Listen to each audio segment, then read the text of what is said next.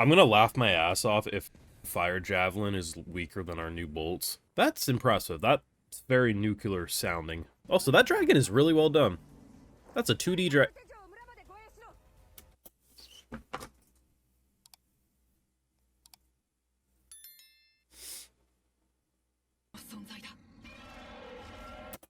Did they rip off Godzilla's screech? Is that like royalty free at this point? I'm pretty sure that's Godzilla. I gotta admit, the flame animation be fucking good. Sure, we had to deal with maybe a dragon being dragged around screen for a bit, but when this is the end result, as that is, I mean, I'm gonna take it. Bonk. I mean, that works. Nice. So using her magic to pin it down, it allows for all the normal fire that would miss normally to just fucking lay into it until it's dead. Oh, buddy.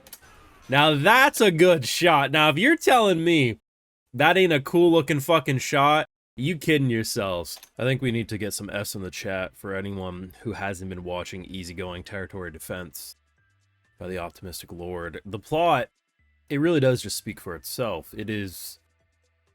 It's luscious, juicy. It's chock full of thought-provoking, make your mind race subject matter. And it also just has a really hot adult-oriented character. Jesus Christ, she's wonderful. But seriously, I gotta be real. And there's gonna be some... Now, I don't think there'll be pushback just because it's not, like, the most talked-about show of the season. But if this was, say, I guess sentenced to be a hero level watched, you would see a lot of people bitch about this. Because, really, does that really look like animation? It's just a PNG dragon sliding across the screen. Am I here to say that's amazing animation? No. But it's actually acceptable animation, and there's a couple reasons why. The show as a whole looks good, the art direction is consistent and clean, but the dragon actually up close and personal, it looked really good. There was actually some really great animation when it came to the fire attacks and honestly the turrets and stuff. But yeah, there's plenty of moments where it's just dragging across screen. And we can criticize that. We can say we would have preferred that being better. But at least it was a 2D dragon being dragged across screen that had a good art style. Once you got past a few minutes of the dragon just kind of like Garo sliding across screen, the animation actually cooked. Listen, I'm gonna gush about that Russian goddess all goddamn day, but this show's actually fucking wonderful, man. Now, you know what to do. You got this far in the video. Make sure you drop a like, share your support, subscribe, ring that bell, Patreon. You can catch my full live reactions, all some more, which does help fund the channel videos just like these. So, I'm not sure if this will be a weekly show. On, I think it was Monday, we did a, we finally are caught up. Here it is. You can let me know in the comments if you want to see more videos. Maybe I'll do it on Wednesday when it airs. Maybe I'll do it whenever the fuck I feel like it. I don't know. Well, honestly, this is a test. It's Isekai. It's 2 days after it's aired. Yes, it lowers viewership engagement, but it's a test because if it can do decently enough 2 days off, then maybe it is worth doing closer to the actual release date. You can let me know, though, down below. This cast is great. I think it's wonderful, and I like the fact that this episode actually did something that I didn't think I wanted it to do, and I probably would have defended if I got comments, and that is, isn't the main character too overpowered? I would have said, sure.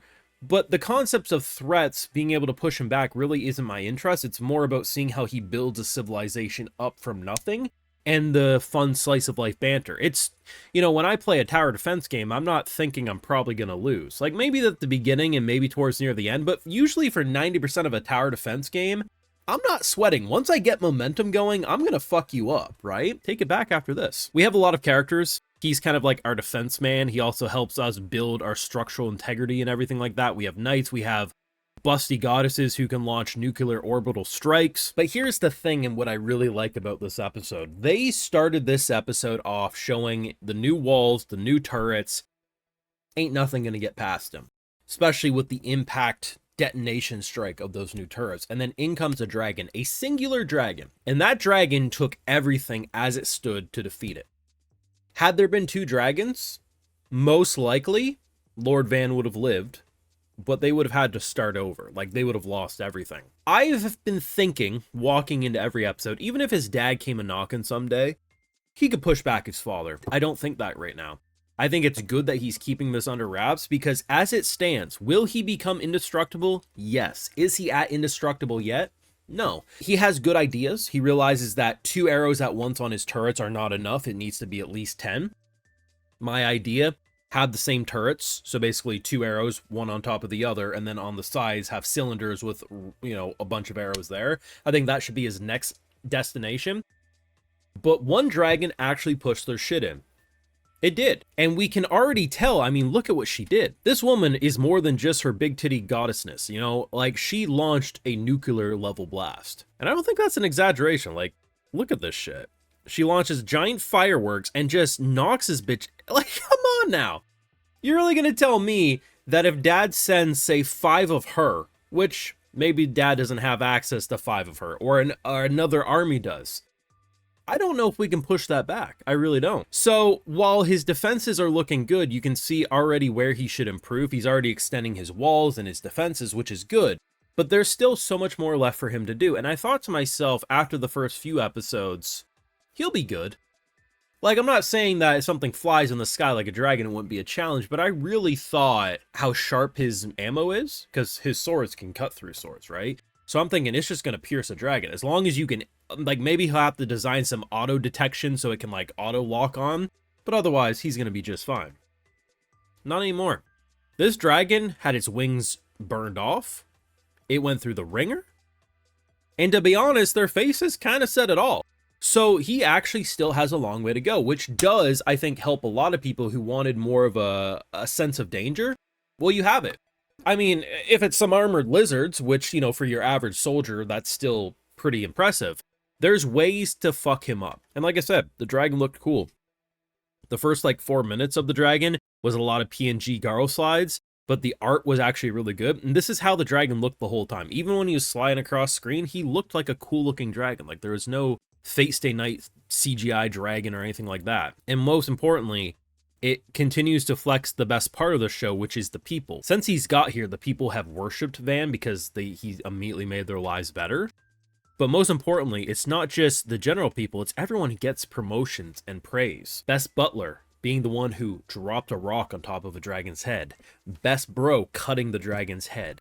Gonna pat myself on the back because my plot and my nuclear orbital strikes really help get things going. But of course, big praise to Lord Van, who for 8 years old has done more than probably most adults have ever done in their entire lives in this world. Like, is this some 10 out of 10 magnum opus? This is the greatest isekai ever made. The complexity? No. But is this a legitimately great isekai that understands the assignment, that it wants to be a civilization builder with a slight hint of danger, a lot of cute, fun dynamics, but then also that political toxicity of family dynamics? Yes. And I'll be honest, if your average anime looked like this show, I think we'd have a lot less bitching and moaning about anime production. That's all I'm going to say. Let me know your thoughts down below on this week's episode of Easygoing Territory Defense. Do you want more videos on the channel? Do let me know, because we love watching over on Patreon. Like, comment, subscribe, Patreon full live reactions. And hey, if you're already over there, I'll give you a video shout out because I love my patrons because they make these videos possible. So today we got John Matrix, Braun P, Aiko, Clash King, Zero, Wyack Wilkin, Sarah Bree, and we also have Soggy Toast. I appreciate the support. Please take care and y'all have a good one.